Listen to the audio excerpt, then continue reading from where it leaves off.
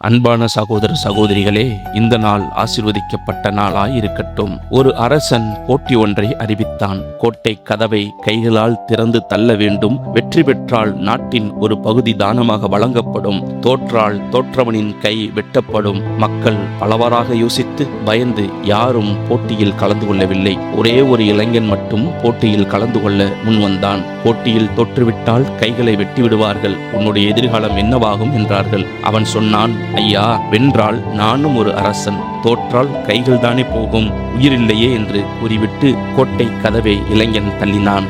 என்ன அதிசயம்! கதவு சட்டென திறந்து கொண்டது. ஏனென்றால் கோட்டை கதவுகளில் தாழ்பால் போடப்படவில்லை, திறந்துதான் இருந்தது.